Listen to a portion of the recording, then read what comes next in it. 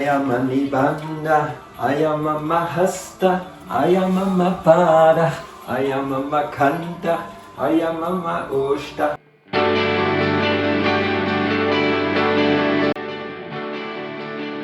Hello everyone, this is Supriya Singh. Today I am with Mr. 𝐏𝐚𝐿 and he has recently been awarded Padma Shri by Indian government for spreading the language Sanskrit here in Ireland. And today he's going to share with us his journey towards becoming a Sanskrit guru. You're very welcome. Swagatam. Agachatu.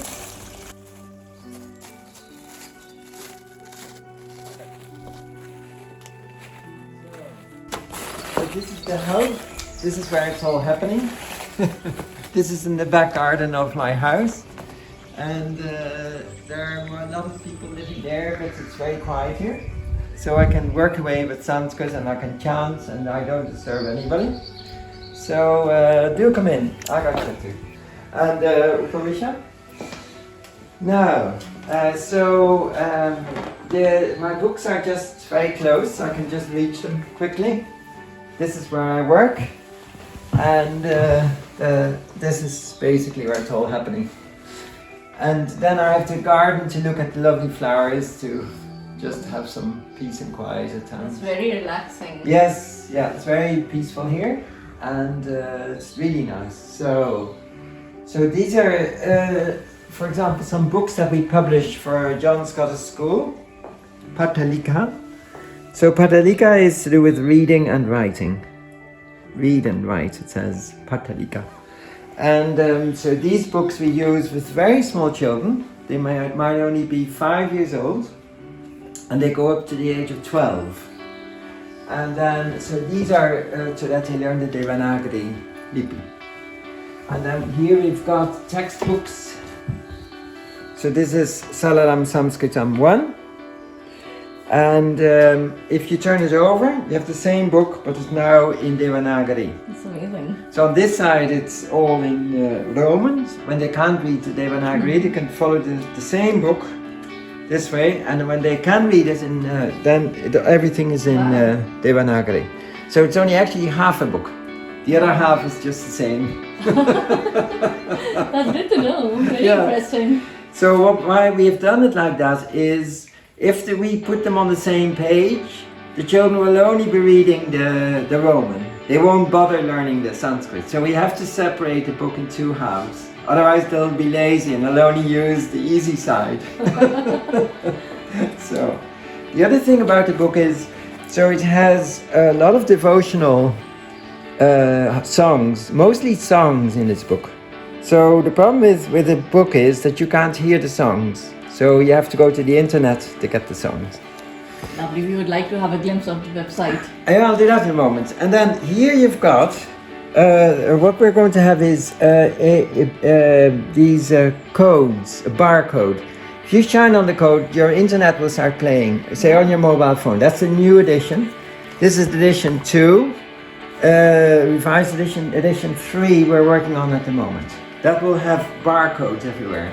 So that or QR codes. So you can just use your phone and the music starts playing on your phone when you're on this page. So what we do is, there are color codes. Blue is for Pumlingam, so masculine. Strilingam, that's feminine. And then Napunsakalingam for yellow. So blue, pink, yellow. Like that, we're dividing the book. So every page, when you see blue, the children don't know the words, Pumlingam and Strilingam, and we don't need to teach them that. But they see, oh, it's a blue one, so it must be color coding kind of a thing, and they would remember it. Yeah, easily. they remember it. Yeah. So whereas on this page, it's also the pink page, Strilingam iam asti, mata, and so on. And there idam astisyo tam, and so on. So yellow page, Napunsakalingam. So like that, and then here's a revision page with everything. If they've learned it properly, they will be able to recite that. And then they have to put in the endings. So also in the book there are some fun songs. And there's grammar. So and what we do is to do a lot of actions. So I'll show you a song now. everything is done the same as in the book is in a PowerPoint. So what you'll see is if you, so this is what a new book will look like. You see the QR code there. So if you hold your phone,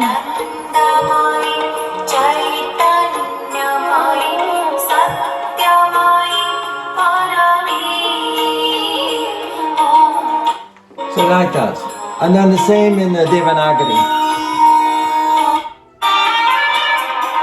So here, now what happens here is the children start acting. So they'll, for example, they go Skanda, ayama nibanda, ayama mahasta, ayama mapada, ayama makanta, ayama maushta, ayama madanta, ayama magulpa, ayama nibanda. It's like this. And then so now it's the lingam. Iyamama nasa, iyamama jihva, iyamama griva, iyamama tanga, idamama netram, idamama chibukam, idamama hridayam, idamama udaram. So like this. And then it's repeated. So children really enjoy acting, abhinaya. Yeah, they love acting. So they can do this. So by using your body, children always start from what you know. So they're learning about their body. Now, oh yeah, I have a hand, I have a throat, I have eyes, I have ears. So all these, by acting and touch like this, we learn easily. So that's one way of teaching that we find really works well. So the children are very engaged when they're doing this. Now, some of them are not. We make them into songs, so they'll go Iyamasti Mata, Iyamasti Luta. And again, we might do Mata like this, and Luta like this, and Nauka like that. So we'll do actions with all the words. So that's just a very powerful way of learning. And what we find is that if children sing, it goes very deep into their memory. Because you know that all the songs you've learned in your life, the song you learn as a child, you'll remember them for the rest of your life. So what you learn as a song goes very deep into your memory. So by teaching them songs, they will never forget Sanskrit. So if we only spoke to them, they would not remember as much. But because we're singing, they'll remember for the rest of their lives. So that's the way that goes. It's quite interesting, and I agree it is much easier to remember songs in any language. Yes. First of all, we would like to heartily congratulate you for your latest and greatest achievement, the Padma Shri Award, and you're an inspiration to millions of people around the globe. So we would like to request you to share your journey of becoming a Sanskrit guru and what inspired you to make it your way of life. Okay, well, so that's quite a while back because I'm 66 now. So when I was about 20, I was looking for the big answers to the big questions, like who am I, what am I, all these questions, and I couldn't get good answers. And so then I came upon the School of Philosophy and Economic Science, and I didn't realize it at the time, but it's actually a school that teaches Vedanta. So, and Vedanta, then I realized you can't learn Vedanta without Sanskrit. So then I got really interested in Sanskrit. As I'm also a maths teacher and a French teacher and a German teacher, so I teach languages and maths. So languages are natural for me. You know, I've come from the Netherlands. When I was a child, I grew up in the Netherlands. Then I came to Ireland when I was 17. And then when I looked for the answers to my questions, I found Vedanta has those answers.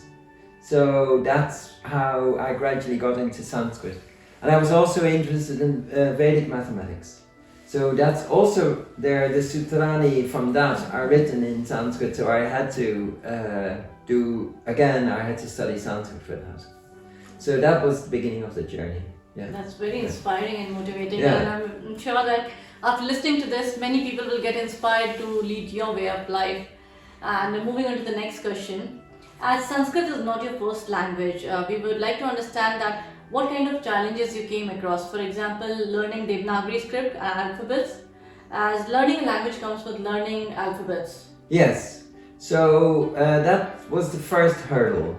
So I realized I have to learn this script, this Devanagari Lipi, and luckily I had a teacher, a young student, and she taught me, within 2 weeks, she taught me the whole Devanagari script.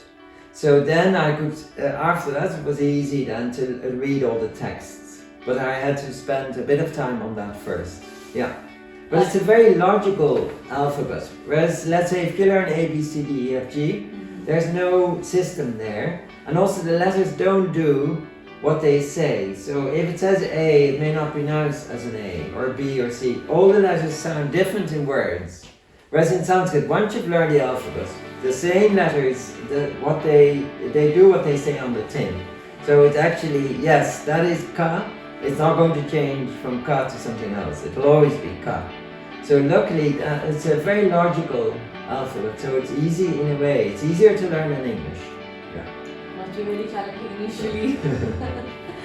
So, I would like to share your website with our viewers, Sanskrit.ie, and it's a really powerhouse of knowledge, and where Gita, Yoga, Sanskrit songs have been shared.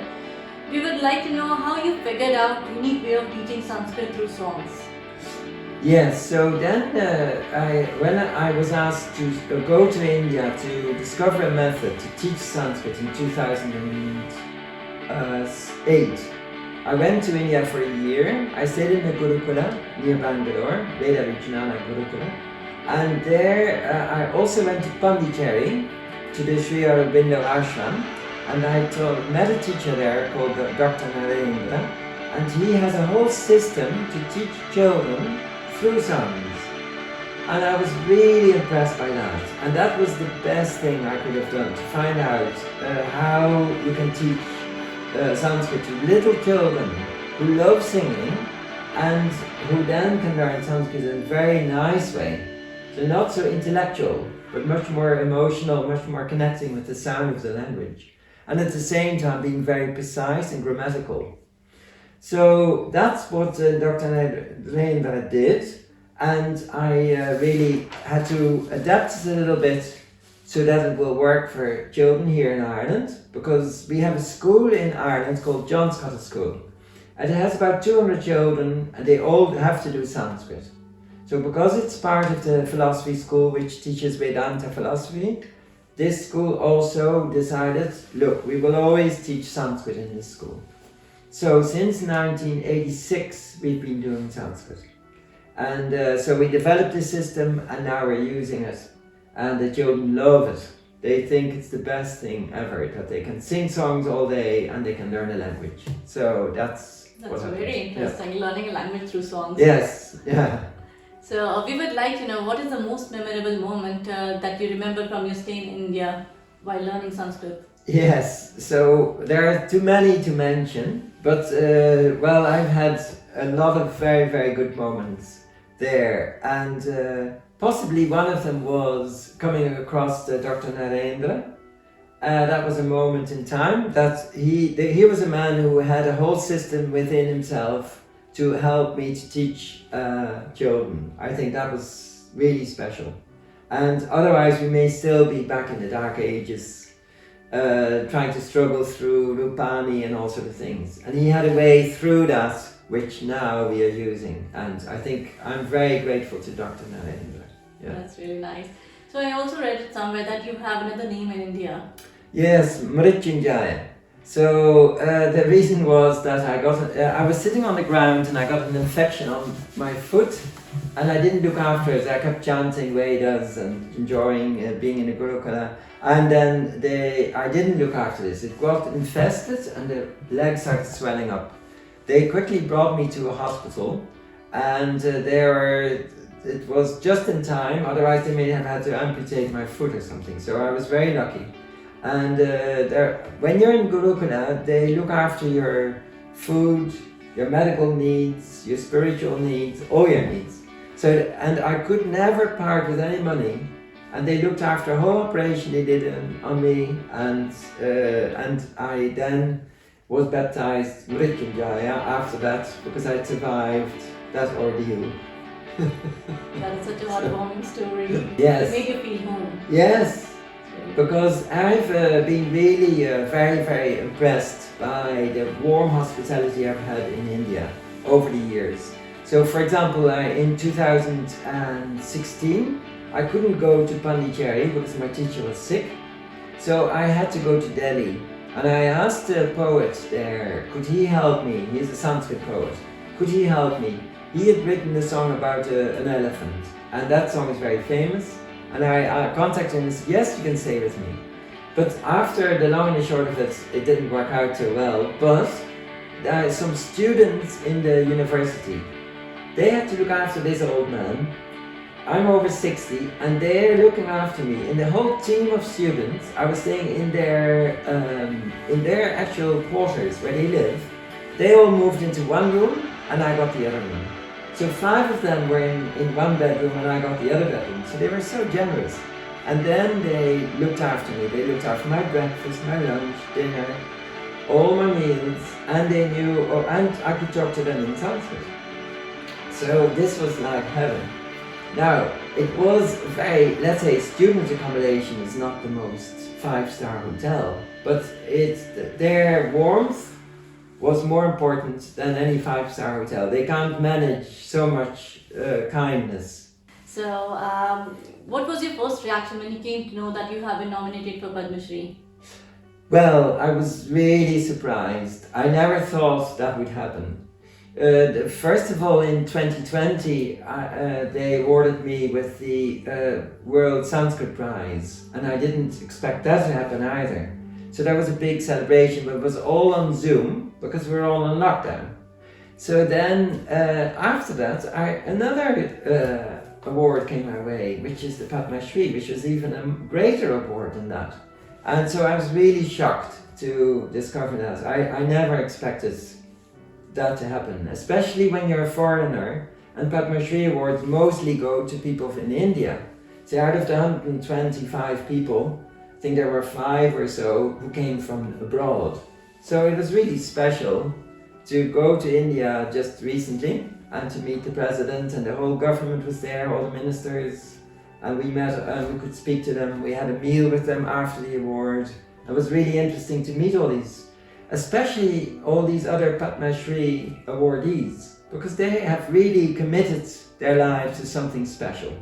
So it was lovely to talk to them about their achievements also. So I was really interested in going there. It's very nice. Yeah. It's one of the highest civilian awards in India. Yes. It's a very proud moment for Yes. us. What would be your message for the people staying in Ireland who are interested in learning Sanskrit?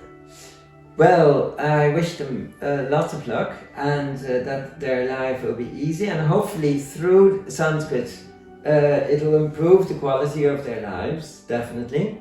So this is what it's about really, that your happiness levels go up, you really begin to use your mind properly, you can think more reasonably, you understand other languages better.